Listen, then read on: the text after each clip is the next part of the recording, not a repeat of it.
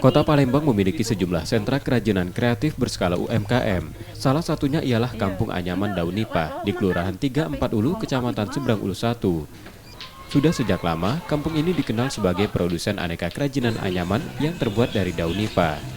Di kampung ini terdapat lebih dari 150 pengrajin, kebanyakan diantaranya merupakan kaum perempuan dan ibu rumah tangga.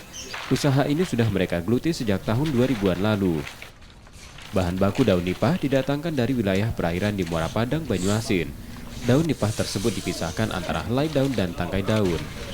Setelah dipisahkan, helai daun dijemur untuk selanjutnya diolah menjadi ragam kerajinan, salah satunya rokok tradisional. Sementara tangkai daun diolah menjadi sapu lidi dan anyaman lain seperti nampan dan besek. Paling berapa jam lah?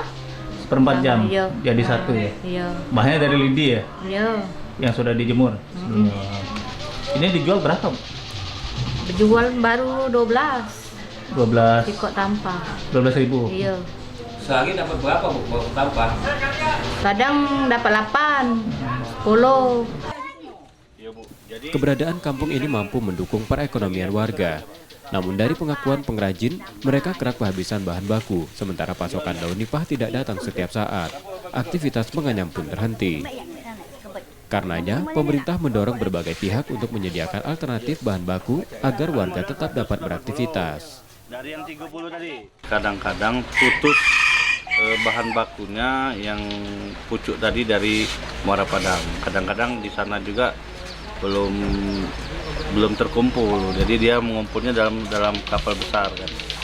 Nah, kadang-kadang putus bisa 2 minggu bahkan sampai 3 minggu.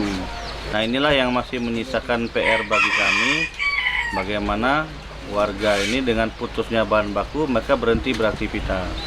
Ini berimbas juga dengan pendapatan mereka. Meski berskala rumah tangga, produk kerajinan dari Kampung Anyaman 34 Ulu sudah tersebar baik di Kota Palembang maupun daerah sekitarnya. Emriski Nurmizan, Kompas TV, Palembang, Sumatera Selatan.